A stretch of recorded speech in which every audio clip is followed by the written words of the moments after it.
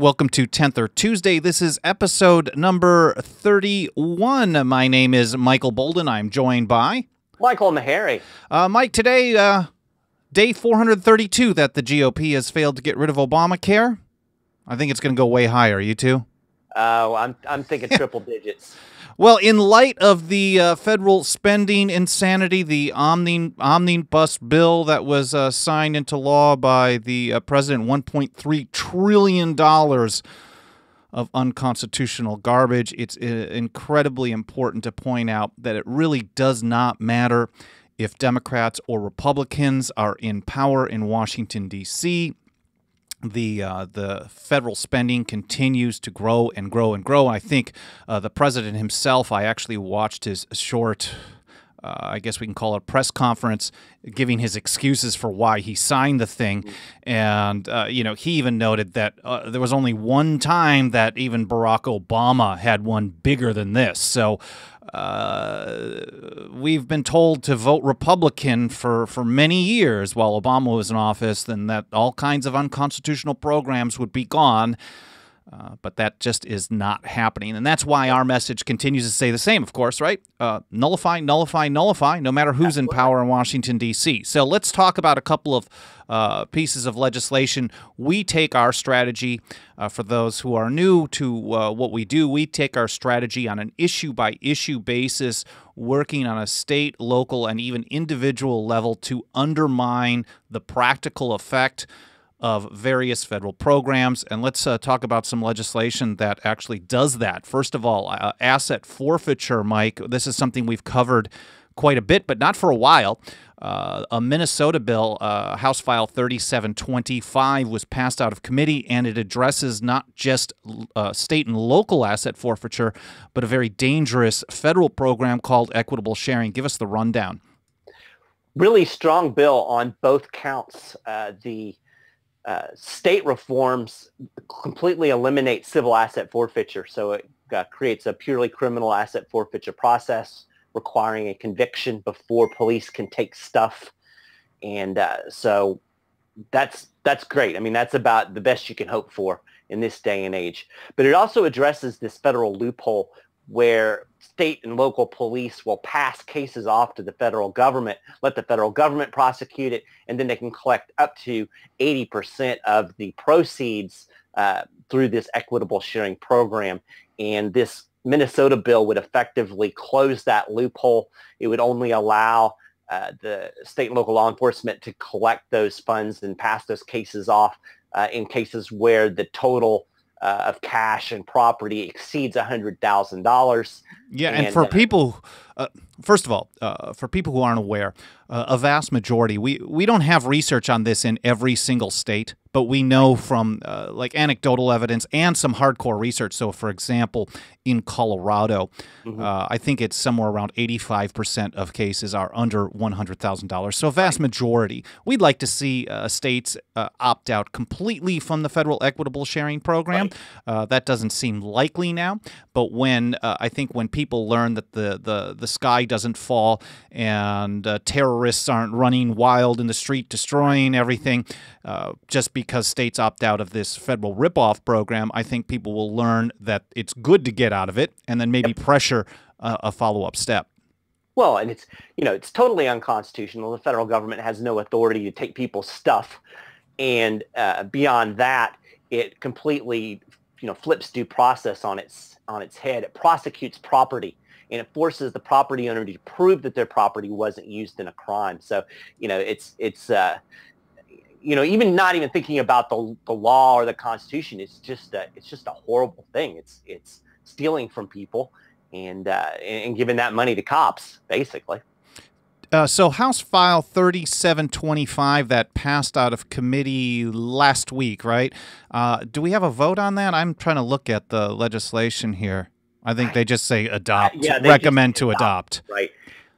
And interestingly, I talked to our good friend Dave Benner, who does some work for us here at 10th Amendment Center, writes some really great history articles. So he lives in Minnesota, and he says he's hearing through some of his sources that the law enforcement lobby is really ratcheting up. Oh, they hate this stuff. Yeah, they hate it. And apparently the word on the street there in Minnesota is this bill is in danger of not passing. So if you live out in Minnesota, you might want to give your state representative a call and tell them you support this legislation, because the police are lobbying hard, from what we hear. Well, it does have a kind of a wide distribution across the political spectrum. It's like 14 or 15 sponsors, Republicans and Democrats about even, and it's a Republican-dominated state house there in Minnesota. So we'll see what happens. It certainly passed its important first step to get out of committee, and pretty quickly. The bill was filed on March 14th, and then just 8 days later, it moved out of committee. Bills that are certain to die don't even get a hearing. So this is good. There is some pressure in both directions, and we'll see where that goes in Minnesota. Very positive step to end civil asset forfeiture, government stealing on the state level, and then also opt out in a vast majority of situations of the federal equitable sharing program, which is being pushed aggressively by both Jeff Sessions and Donald Trump. Now, moving forward to Minnesota's neighbor in Iowa, the Direct Primary Care Act. We can just give a quick rundown, Mike, if you could, what direct primary care is. House File 2356 was passed by both houses and is going to the governor's desk for a signature. Yeah, we've talked about this a lot. This seems to have gained a lot of momentum over the last couple of years. And this is essentially an alternative way of delivering health care. And it's basically a subscription service. You pay a monthly fee, and you have access to all of the services that a direct primary care physician offers. And extreme amount of cost saving through this process. And these direct primary care laws that are being passed in various states, they're really pretty simple. They simply dictate that these things are not insurance. And so that frees them from being governed by the insurance commission. It frees them from a lot of the onerous regulations that you get when your insurance regulators get involved. And it creates an environment where doctors are more able to create these practices without having to worry about jumping through a bunch of hoops, and they can save a whole bunch of money. We had this law passed last year in Kentucky, and I think I've mentioned a couple of times on this here 10th or Tuesday video that I myself have a direct primary care physician now, and I love it. It's saving me a ton of money. So this is a great step forward for health freedom. It's also a great way for people to learn. This is an educational tool. When people learn that having a business relationship with a doctor that doesn't have insurance regulations, again, does not mean the end of the world. There aren't terrorists running in the streets and people aren't dying everywhere because of it. Then maybe they want to apply this to something else. And mind you, this isn't something... What I'm more fascinated on these direct primary care laws that are passing in many states now is that they have total bipartisan support. There is almost no one voting against them. So, for example, at least when they're moving forward. In Iowa here, HF 2356 passed the Senate 47-2 and the House 94-1. So everyone's in favor of this in the legislature in Iowa. Hopefully it will get signed into law, and then people can learn. They can make deals with their primary care physician. They get most of their basic care and not even have to worry about all the regulatory burden of insurance. This is very positive. We'll be watching this and many other states that are taking this type of action going forward. It's really eye-opening. I mean, it really is. You know, I've been supporting this and writing about this for 3 or I don't know, maybe 4 years now. And now that I've experienced that type of healthcare delivery, I mean, it just blows my mind. I could sit here and talk about it, for hours, but I won't do that. And also note that I just finished up a report this morning that'll be published over at our 10th Amendment Center blog. The Florida governor signed a similar bill into law, and that will go into effect there in Florida in July. Yeah, July 1st, House Bill 37. We'll be running that sometime later today over at blog.10thamendmentcenter.com. Very similar to the Right to Try Act. For those who've been following us for a while, these are bills that in a very limited, a very narrow scope bypass FDA restrictions that prevent people who are dying from trying some kind of medicine that you have 6 months to live, and you're thinking, okay, the FDA wants me to wait for it to go through the whole process, which is 10 years probably, Right. so I'll die. Maybe I'll try this thing. I don't mind being a guinea pig in this situation. Maybe it'll help me live. Some people might want to do that. Some people might want to not do that. I think it should be their choice. And many states have been passing this with bipartisan support. And that leads me to what happens once you do that. Oftentimes you expand this. So in Utah, the Right to Try Act, I think, passed last year, maybe 2 years ago. And now this year, they've expanded it just a small amount to include the use of medical marijuana for treatments. And you just reported on that this week as well. House Bill 195 and House Bill 197 were both signed by Governor Gary Herbert in Utah. Now, to me, this is huge because just a few years ago, libertarian friends of ours in Utah said they weren't even going to try pushing any type of marijuana in a state as red as Utah. And here it is. They're defying Jeff Sessions and the entire federal apparatus. While Republicans are in charge in D.C., Republicans in Utah are saying, you know what, we're going to make our own choice on this and expand our Right to Try Act. Yep. And yeah, I was really shocked by this. In fact, when it passed, I was like, wow. Utah and people out there who aren't familiar with Utah politics, it's heavily influenced by the Mormon Church. It is very, very conservative state, and yet they were able to move this through. And I saw an article today when I was perusing various news sources. It looks like that medical marijuana is going to be on the ballot there in Utah this year. I think they've got are close to having the number of signatures they need to get that issue on the ballot in November. So we may actually see an expansion of medical marijuana. Right now, under these new laws, it's only for people that are qualified under right to try. So basically, you're terminally ill. But that may soon be expanding in Utah if the voters decide. So that goes into effect sometime, I think, in May in Utah, House Bill 195 and 197. So a very limited number of people will actually get a chance to try out medical marijuana in Utah, something that I think 4 or 5 years ago would have been unheard of. No one would have thought that this would be sanctioned by the state government. So this is a positive step forward. Hopefully people will learn not just on marijuana, but you can actually say no to Washington, D.C. and legalize what the feds prohibit. Maybe they can take that same approach to firearms someday because I know what's coming down the pike on that one. Moving over to surveillance, something that another one that we've been covered a lot, but we haven't talked about in recent weeks is automated license plate readers, Mike. These are cameras all over the highways. You see them on Fast Track here in California. Sometimes they're in red light cams. Sometimes they're on the top of a cop car. They're pretty small. They can read thousands and thousands of license plates. They track their location and they keep huge databases and they know where people go and what they do and build profiles. Am I covering it all? What else? What else am I missing? Creepy Orwellian. And some of these things are even configured where they not only take pictures of the license plate, they can also take pictures of the occupants of the car, which opens up the door for facial recognition. We have this giant facial recognition database that the FBI is currently building. They unrolled that a couple of years ago. I'm certain that these automated license plate reader cameras are feeding into that system as well. We don't have any documentation of that, but all of this stuff is intertwined.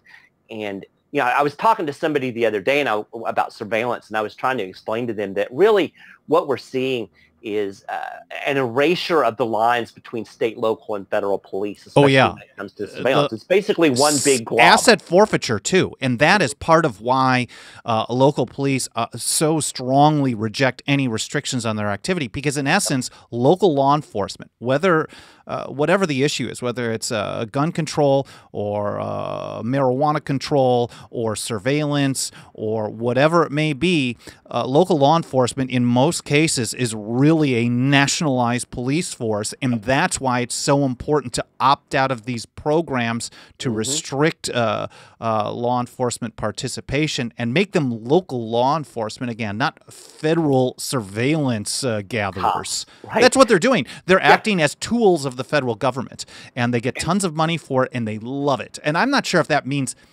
every local cop knows what they're doing or how they're part of that nasty system, but they are.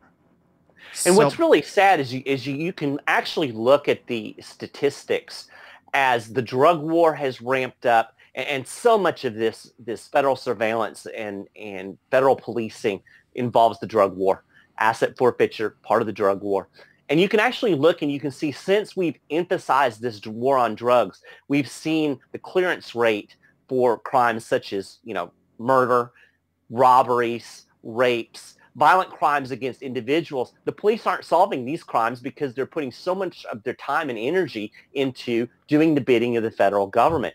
And that's one of the insidious things about all of this federal policing, federal surveillance, police militarization, all of this goodies that the federal government is dumping into these police departments. What it does is it basically incentivizes local police to prioritize federal priorities and not local and state priorities. So, if you want your community, your police to be policing your community, you need to get rid of and limit all of this federal garbage, because that's where the priority is going to be, as long as that's where the money is coming from.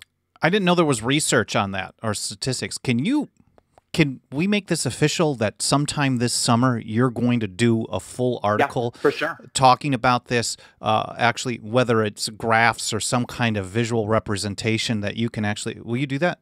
Yeah, well, I'll definitely do it. I've seen a number of sources where they show the murder clearance rate and various other things. So yeah, even if it isn't 100% statistically certain, if we have some information, or you've got some information that you can present that leads to the idea that this might be the case, let's at least share it and let maybe our readers can tell us where we're missing the point, or we're not getting the details right, or maybe someone can fill in the blank for us. That'd be awesome. Yeah. We'll do it. I mean, it's not awesome that it's happening. No. And part of the thing with the ALPRs is that almost 2 years ago, while Obama was in office, it was reported that the federal government, under the DEA, I'm sure it's many other federal agencies, had been running this location tracking program through these automated license plate readers for over 8 years. They had never announced the program. No one knew it existed, at least in the general public. There was no debate. There's no warrant. They're basically just tracking everyone's location. And they're doing that because the local law enforcement are acting as little surveillance gatherers, little puppy dogs for Washington, D.C., collecting the information, putting it in databases, and sending it to the feds. That's why we support legislation on a state or even a local level to restrict the use of these things. I'd like to see them pretty much just not used, but I mean, because they can't be trusted with it. So restricting their use to law enforcement with a warrant based on probable cause, targeting a specific individual, not just blanket catching everybody and storing them in the database. And then, Mike, you always harp on this, the amount of time that the information is retained.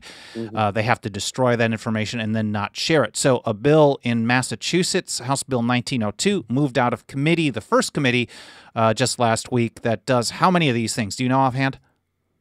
Does it handle the data retention? Does it require a warrant? So, quick rundown of the Massachusetts bill. It limits the use of license plate readers to specific law enforcement activities, which is a good thing. And it does have some restrictions on the use of data. So basically, if a license plate reading system gathers any data, it has to be destroyed within 48 hours. Or they have to send it off to this executive agency, which is a state agency that kind of centralizes all of the license plate data. They're allowed to hold it for 120 days.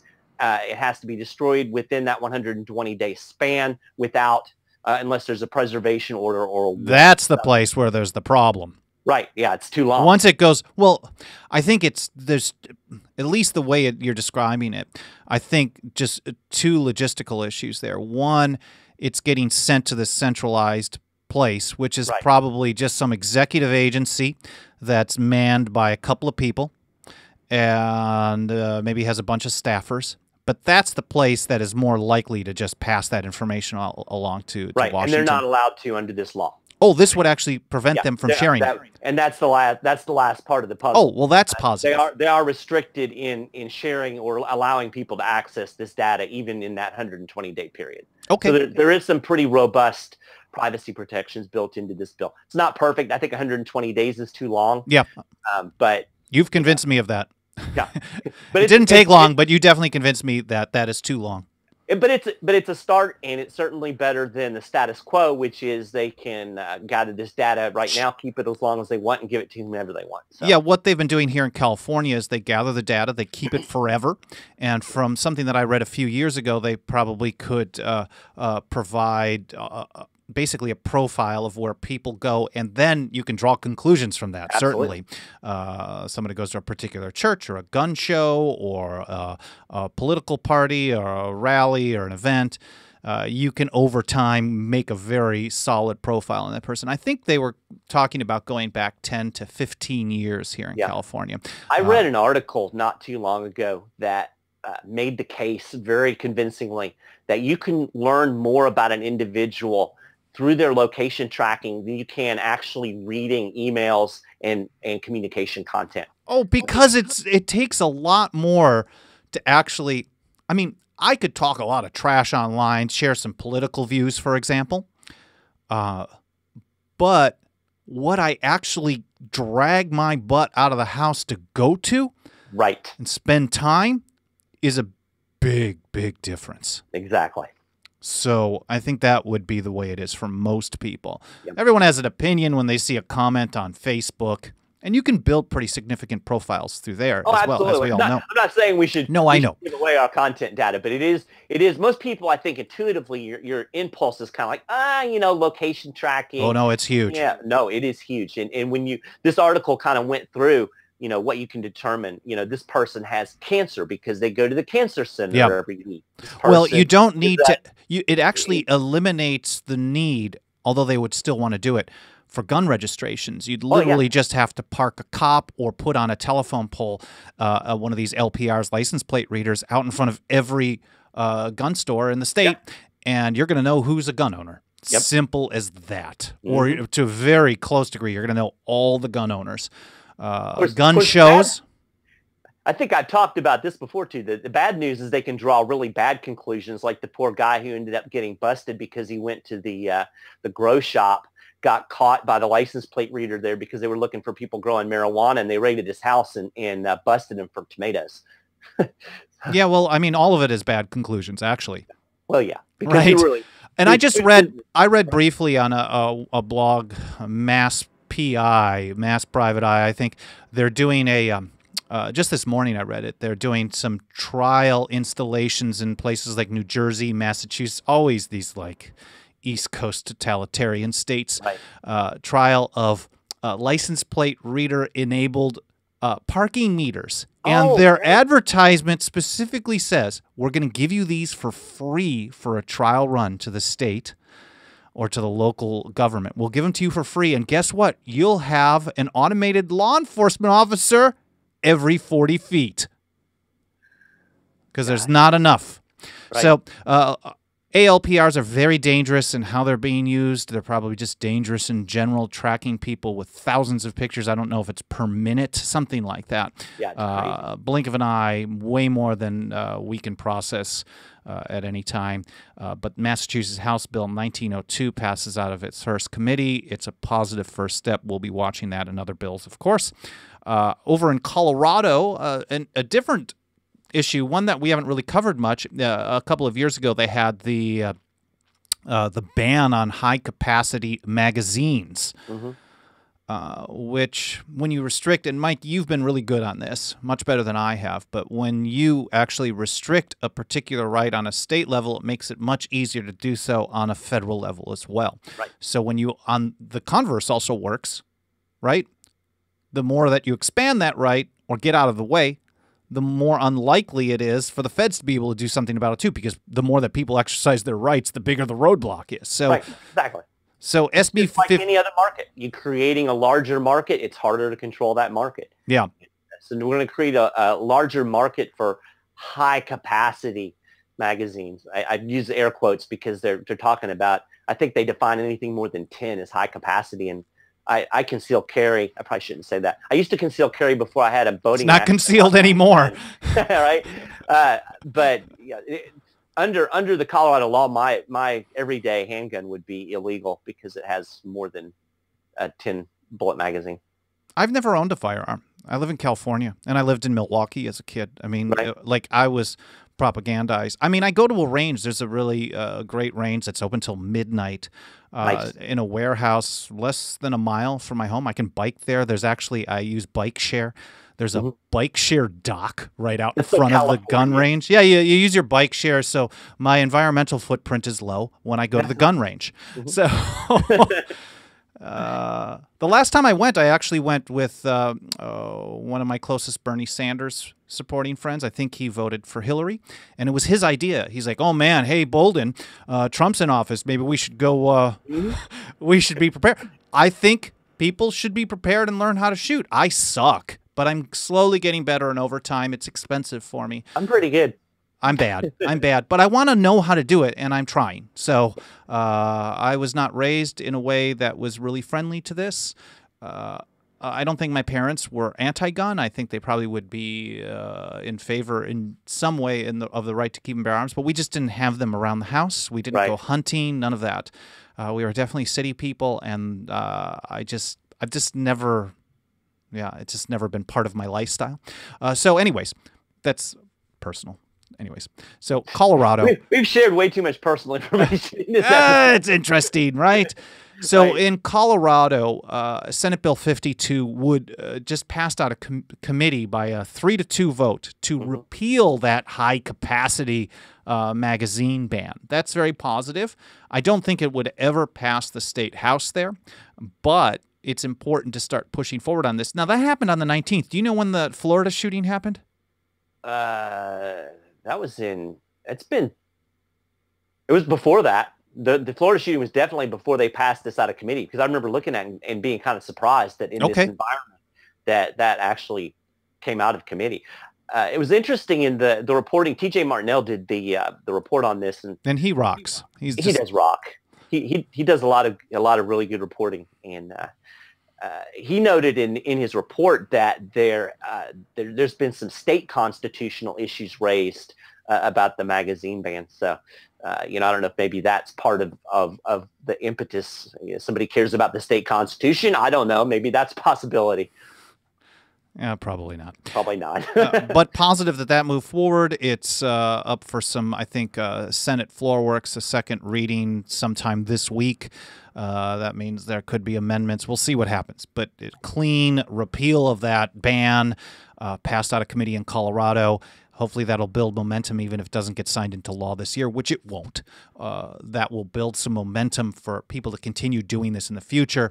And keep in mind, stuff like this, it's important to actually get behind small steps forward, even if you don't think it's going to pass, because the Hickenlooper won't sign it. And the House, the anti-gun House, is not going to move it either. But this builds awareness amongst people that would get behind it. And then it also points out where the problem is. So when people learn who the roadblock is to getting this moving forward, there's a greater chance of actually getting the job done in the future. And I'm pretty certain there's a lot of people in Colorado that like their guns. Oh, yeah. There's a lot. There's a lot. And then one last bill that I want to cover is the Utah raw milk expansion. SB 108 also goes into effect, Mike, in May 8th, right? I was watching the Robert Scott Bell show yesterday, and he covered this as well. So he had mentioned your report, which was cool, talking about how this is expanding. It's a step forward. They already have raw milk legalized in a very narrow scope. They're expanding it on this, and then talk about how this addresses a federal prohibition scheme. That's what I'm most interested in here. Yeah, it's really interesting.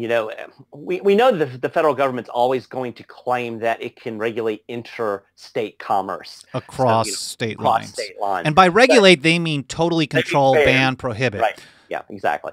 But interestingly, when you read what the FDA has said about raw milk, it it claims the authority to ban it outright, even intrastate. Yeah. So, like marijuana, like hemp, when states do what the federal government doesn't want done, more of it will happen. So it just makes it that much more difficult for the FDA to impose its will.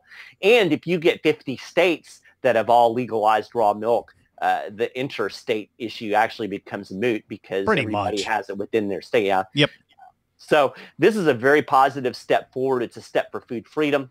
And, the FDA does not have the personnel or the resources to enforce a raw milk ban. It's going to depend on the states to do it. So if the states are legalizing it, the states are realizing that, hey, people have the right and should be able to access this food product. It should not be a crime to drink raw milk. It's one of the most absurd things that, and the fact that no one really would need, I mean, the nature of the product, I would think, now I'm not in the milk industry, but I would think that raw milk is not something that, like heavily pasteurized products, is something that can be produced in New Jersey and then sold in Oregon. It has to be more of a local product. So maybe they can do some transportation on it, but certainly, again, this goes into the same messaging on the magazine capacity ban in Colorado. If everyone is got a high cap magazine, it's going to take a lot of resources for the feds to do it, and they're going to have to take a hands-off approach at some point.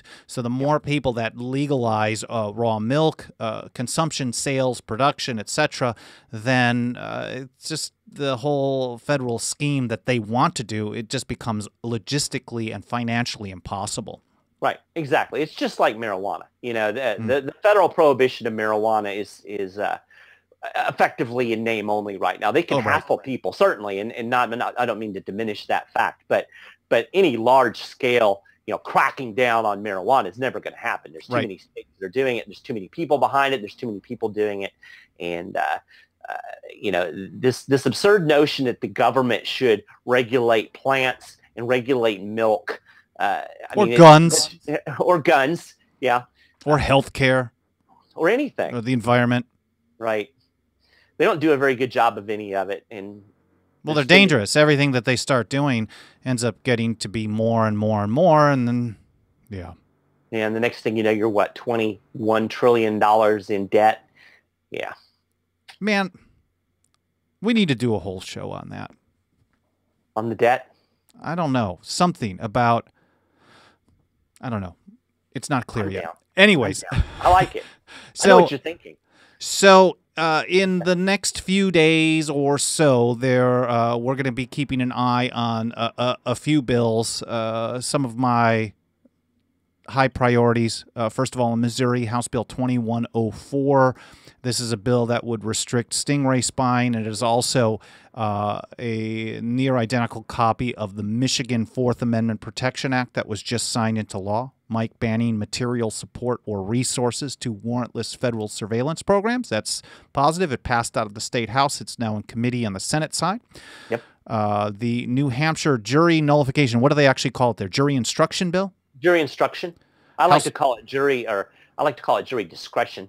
That's good. The term I like to use because it's the discretion that people should have in the legal system to judge, to make evaluations. So that bill passed out of the state house. It requires, upon request of a defense attorney, the judge to inform the jury that they can actually vote to acquit, even if they think the person actually violated the letter of the law, if they think that a guilty verdict would be unjust.